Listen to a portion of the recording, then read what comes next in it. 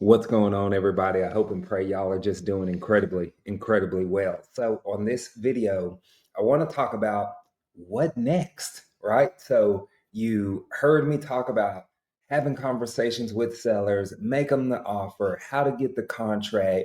Let's say you got the contract, you found the end buyer, then what, right? And I will say, that this video was sparked by one of our corral members that's in the community, that's in the mentorship. So they joined the corral less than 30 days ago, and within 30 days got their first property under contract, found an end buyer, and got it assigned for $15,000. And so they sent me an email like, hey, Clifford, what's next? What am I supposed to do? My end buyer wants to move forward. And so let's talk through the steps, because there are some small little tedious steps that you need to take along the way. All right.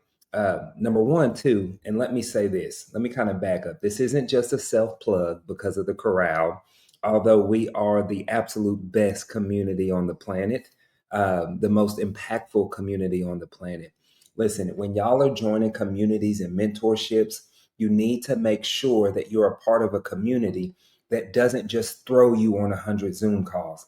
You want to be a part of a community where you have some type of access to your coach and mentor, where you can get the right guidance to get out here and actually start closing deals. Okay. But let's say you get your contract. Now, the next thing that you need to do is you need to send over what is called an assignment of contract. This is typically a one-page paper. Okay. You can get these off of Google, etc. Right. So once you have your one-page paper, this is basically stating that, hey, I'm assigning my contract between me and the seller to me and the new buyer for a set fee. Okay. And that's what's going to be on the contract, the new price. So say, for example, if they got that property under contract at 150, they made $15,000 on it, so they sold it to the end buyer for 165. Okay, here's a couple things to know that are important. Your end buyer may ask to see the original contract. Okay, do not freak out, do not panic. This is a part of the process, right? And I want you to think about this from their perspective. Think about what we're doing. We are literally assigning a contract.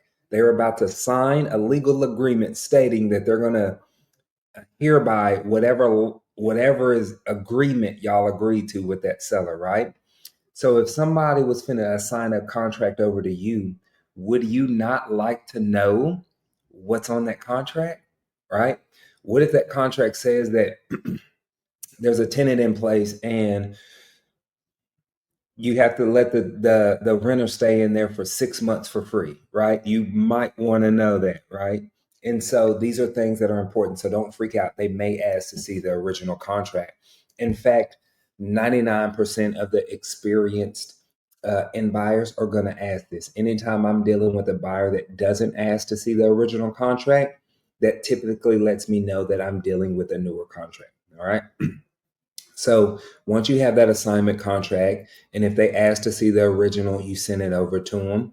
The next thing is you want to make sure that you get a non-refundable deposit. This is a $5,000 deposit. Okay. So, period. This is to make sure that they have skin in the game. This is to make sure that they're going to be moving forward with your property. Because what if you have a seller where they're facing foreclosure and then you only have a couple of weeks, and then for whatever reason they back out, your end buyer backs out? Well, now you're left hanging high and dry. At least this way, if you make $5,000, you can do whatever you want to do with it. If you want to split it with the seller, you can. If you need to try to extend your option period, you can use that as kind of a leverage per se. So let's say I was scheduled to close with a seller and then my end buyer backs out. It has happened. It doesn't happen all the time, because most end buyers don't want to lose $5,000.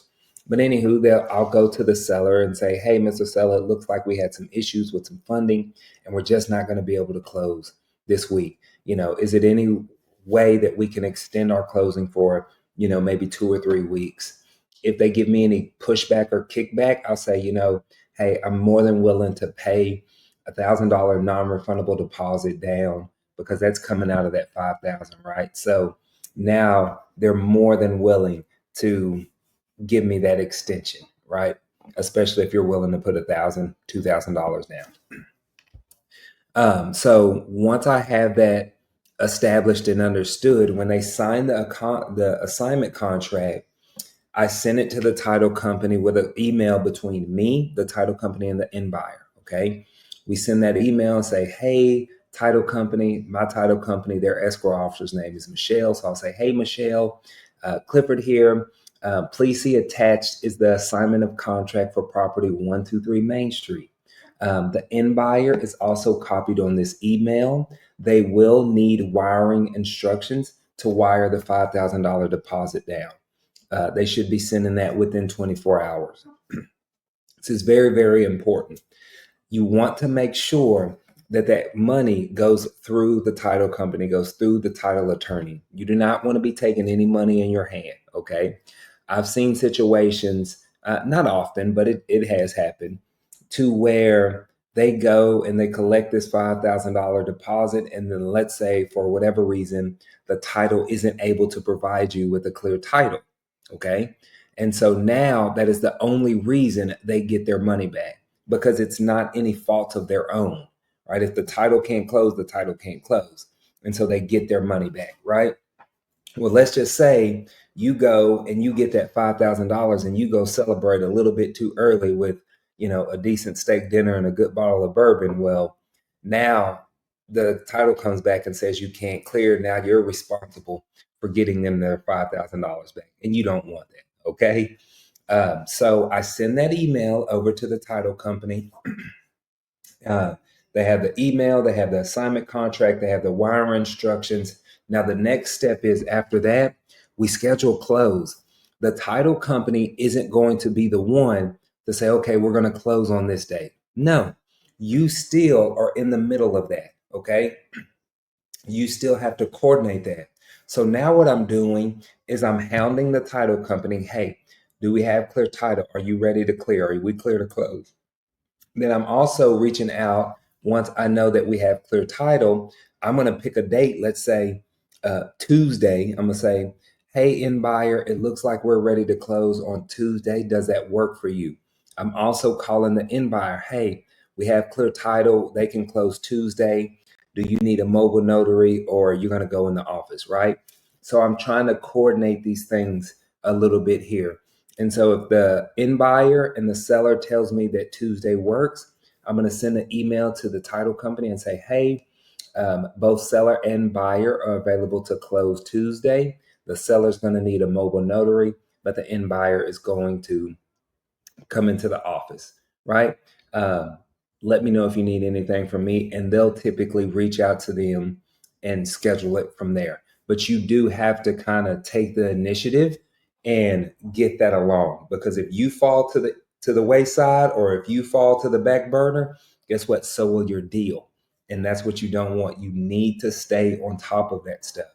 And it's just these little bitty things right here that really go a long way on getting these deals closed and actually to the finish line. So I hope this was helpful, and I hope that this kind of gave you some clarity on what to do next once you get your contract signed. So let me know in the comments if this was helpful. Also, live 3-day masterclass coming up. Click on the link below in the descriptions. But I will see y'all there. Have a blessed one.